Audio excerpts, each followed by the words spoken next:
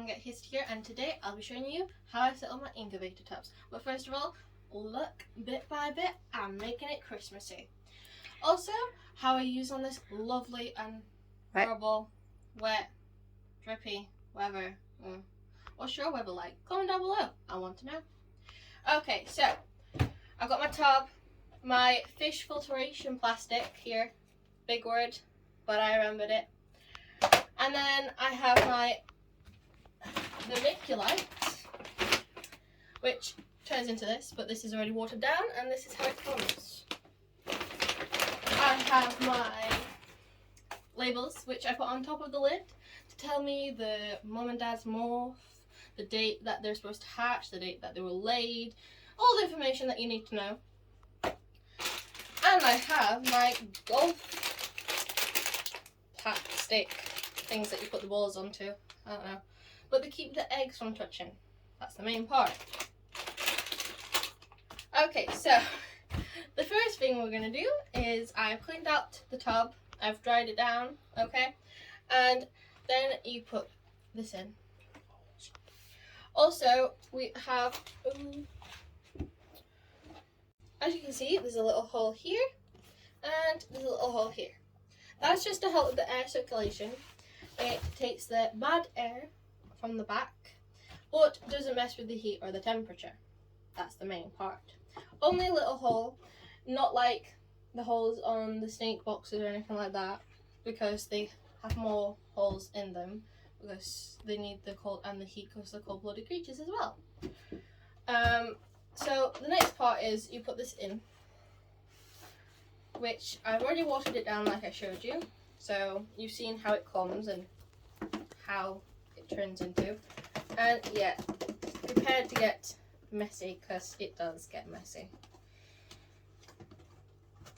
So there we go. And then you just even it out.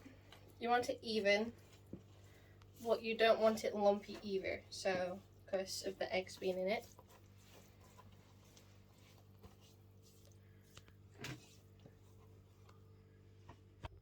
So the way that I make it is that as you can squeeze it, it drips water, but when you let go, it keeps the solid shape.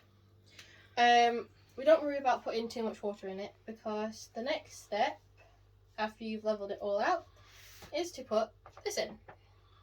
And what this does is it keeps the eggs from touching the water, so they don't drown or anything like that. And then after, when you put the eggs in and everything, because we just pick the eggs up, put them in after marking them with a red pen. I've also done a video of that if you've seen it. And then you put these just around it, so the eggs don't roll, but you're also making sure that they don't touch the eggs either. That's very important. And when you put the eggs in, you'll be wearing gloves, okay? So that's how we do it, and it helps not drown the eggs, which is very important as well. And after putting them into the incubator, we don't disturb them, but now and then we do fetch it out, and you'll see that you'll have moisture on the lid. We drain the moisture into it, but not touching the egg, so it doesn't go on top of the egg. Apart from that, that's how I set up my incubator. Hey guys, so earlier on I showed you how I set up my incubator tubs, and now I've tidied up and I've set up for the next step. After all the snakes are out their eggs and they've left their eggs, we take them and put them into another tub. So while my mum holds this little noodle, and I get up, right, so as you can see, we've got a little bit more holes on here, and they're a little bit wider. Again, helps with air circulation. The next step is to get a bit of tissue and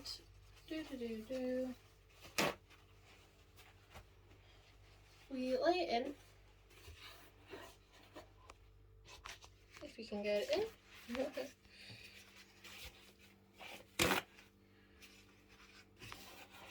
And we normally put one like that, and then another one on top. Then you get a little jug of tepid water, not warm, not hot, not stuff like that, tepid, right?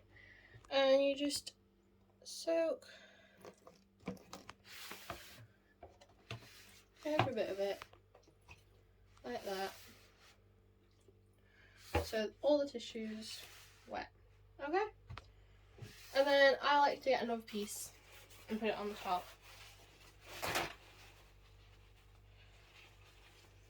Just to help soak the water up and that it's not all soggy. Okay, so we leave our baby stinks in here,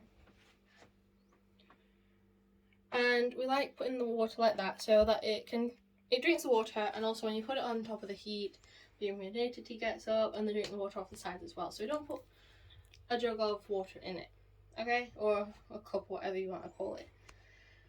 Then the next bit is also that we leave them in here until they shed. Everybody else is out except from this one, because this one's still in the middle of the shed. It's got blue eyes, but it was also the last one out of the egg. So we're actually beginning to see that the last one out of the egg is the last one to shed, is the last one to feed. So we also know that the first one out of the egg is the first one to shed, the first one to feed. That's how we see it anyway. And then we put it on top. We also take the sticker label from the incubator tub to this tub, so we know all the dates and everything, and it follows them on to our records. And then you put them onto the heat. Bye. Okay, so you've seen me do the incubator tub, you've seen me do the tub that they go into until they shed, and this is the tub that they go in after the shed. So as you can see, I've already got the bedding in, and it's all set up for it. We've cleaned the box down, we've dried the box, we've put the bedding in, and put the water in, but we like putting the water flat onto the ground and making sure that you put it on not the hot side, the other side, the cold side. We also like to put in a little toilet roll, just to give them something to hide in. If you haven't got a hut or anything like that for it, just to give them something to climb into away from it. And we put that at the hot side, so it makes them move around and everything. And they'll stay in here until they start striking, and then we'll start feeding them. And then when they get to a certain size, we move them up to the next tub. But apart from that, like, comment, share, subscribe, and see you next time. Bye.